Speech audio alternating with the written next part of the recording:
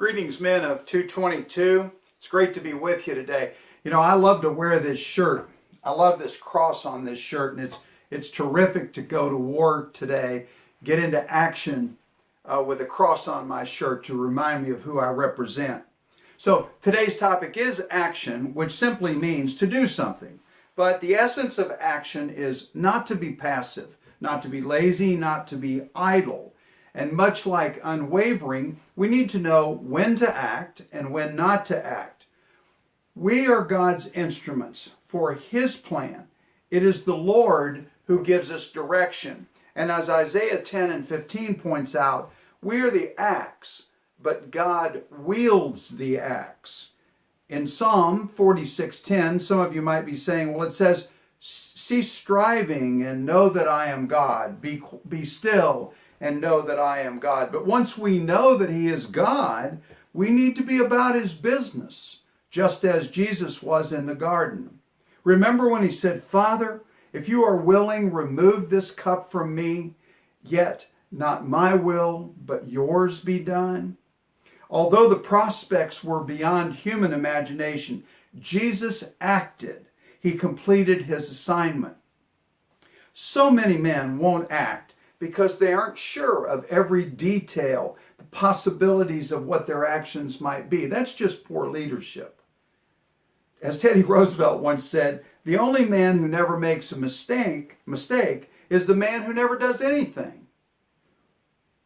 Men, we must not be crippled, causing paralysis by analysis and realizing that God don't move no parked cars. We need to be going. We need to be in action for the Lord to use us.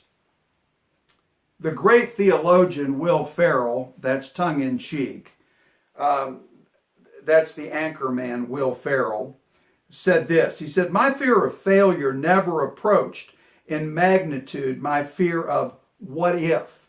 What if I never tried at all? How many of us are in bondage to what if? What if I never tried at all? Our motto should be ready, aim, fire, and if need be, re-aim.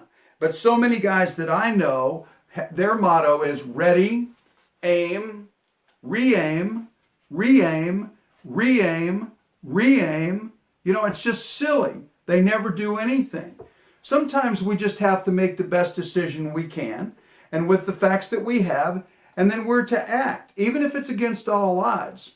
You remember the story of Todd Beamer? He had 2 sons, and his wife was pregnant with a third. And the television broke the news about the plane crash in rural Pennsylvania. And at first it was reported that the crashed plane was headed for Chicago, but this was later amended to San Francisco. Lisa Beamer said, Todd's wife, at the time I knew it was Todd's flight. I sensed no hope for survival. You see, Todd was on Flight 93 on September 11th of 2001. Lisa Jefferson, a flight counselor for United Airlines, called Lisa Beamer a few days later after 9/11 and told Lisa how in a calm voice and business-like voice, Todd told her the details. There are 3 hijackers, 2 of them have knives, there are 10 passengers in first class, 27 in coach, there are 5 flight attendants, and the passengers were discussing ways to overpower the hijackers, ways to act. It's what we have to do, Todd had said at the time. Jefferson told Lisa that Todd had called and talked about his family, and he asked her to call his wife if he didn't make it home. He said, I don't think we're going to get out of this thing. I'm going to have to go out on faith. You see, Todd Beamer was an ordinary man with extraordinary courage, with others on Flight 93, knowing the only chance that they had to survive was to act. Todd said over the phone, Jesus, help me. Are you guys ready? Let's roll. A phrase he often used with his boys. Lisa Beamer made this observation. She said, Todd lived every day trying to make little decisions that were in line with the big goals he had for his life. You see, Todd Beamer was intentional. He was making little decisions that were in line with the big goals that he had for his life. So the actions that he took on September 11th were just one more example of the way he lived his life. Obviously, these were some of the hardest and most courageous decisions that he made, but he was able to make them because he was practicing every day before September 11th. When I first heard that story, I was talking about it with a friend of mine, Mark Steyer, who's at Westerville Christian Church, and he pointed out to me that at one time he had been Todd Beamer's youth minister in Wheaton, Illinois, and that he said that is the character that that young man has had all the way along. Could they say that of us were that to occur? The Bible is replete with stories of men of action. Ehud in Judges 3, Peter, who got out of the boat in Matthew, men like Caleb, men like the three Israelites, and even Gideon. We think of those guys, but sometimes we get a misimpression of John the Apostle. Sometimes John the Apostle is painted as a withdrawn fellow who was reserved. And yet, listen to this story told by Polycarp, who was a disciple of John the Baptist. He wrote some stuff about him, and he said this: according to the tradition of Polycarp, the Apostle John once went into a bathhouse to wash. But when he knew that Cerinthus was within, he leapt out of the place and fled from the door. For he did not endure to be even under the same roof with him. He didn't even want to be under the same roof with him. And he enjoined those who were with him to do the same, saying this: let us flee, lest the bathhouse fall in, for Cerinthus, the enemy of truth, is within. Do we turn off the TV when there are pictures on there that we shouldn't see, or our children shouldn't see, or frankly our wife shouldn't say? Do we turn those off? What if we walk into a place, even if it's a family gathering, and it is absolutely awful? Do we act? Do we make some adjustment to what's going on? The Apostle John did. He actually portrayed flee immorality with flesh. True man of godly action. Now, I've chosen to look at the life of Samson as it relates to action, even though, frankly, he's a very flawed fellow. Honestly, Samson's life is more a commentary on God's grace than it is on Samson's goodness. But remember, I had an assistant coach once who said, nobody's worthless. They can always be used as a bad example, and such is Samson. Samson was a man of action all his life, but it was most often driven by selfishness and lust, not by integrity or godliness. In fact, Samson's first act of selfishness and frankly lust was in his choice of a wife. He disobeyed all the rules. She was a Philistine, not an Israelite. They were unequally yoked. He told his parents to get her for him because she looked good. She looked good. He was motivated by lust, not love. Then he ate from the lion's carcass, which violated his Nazirite vow. There were three things to a Nazirite vow. A Nazirite never let a razor come on his head. They were to abstain from wine and alcohol, and they were to avoid contact with anything dead, like the lion.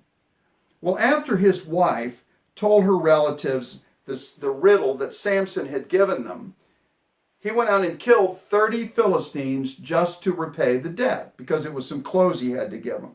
Then Samson was mad at his wife, so her father gave her to Samson's companion, thinking Samson didn't like her anymore, right? Then Samson lost his temper. He burned their fields, though the Philistines burned his wife and her father. Oh man, tough times. But Samson didn't learn his lesson, and he had the affair with Delilah, also not an Israelite, also for all the wrong reasons, men, all the wrong reasons. His lack of discipline and lust caused him to stumble again and again and again. And when Delilah betrayed Samson, he was captured and his eyes were gouged out. He was forced to push the grinding apparatus in the prison. But as time went on, his hair grew back. And the Philistines called him for a party for their god Dagon and made fun of Samson. That was part of the entertainment. Samson finally saw when he couldn't see, and he asked a young boy to help him find the pillars of the house. There were 3,000 people on the roof and more under the roof. And finally Samson prayed, "O Lord God, please remember me and strengthen me just this time, O God, that I may be avenged of the Philistines for my 2 eyes." Even here his motivation was selfish. It was for him. As he pushed on the pillars, he asked the Lord, "Let me die with the Philistines." He killed more that day than in his whole 20-year career as a judge for Israel. But what can we learn from Samson? Real biblical action requires forethought, integrity, and intent to honor Jesus. Say that again. Biblical action requires forethought, integrity, and an intent to honor Jesus. Samson was only concerned about Samson.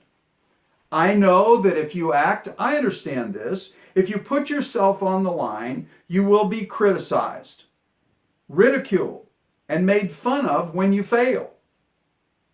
But Teddy Roosevelt had it right when he said this: "It's not the critic who counts, not the man who points out how the strong man stumbles or where the doer of deeds could have done better.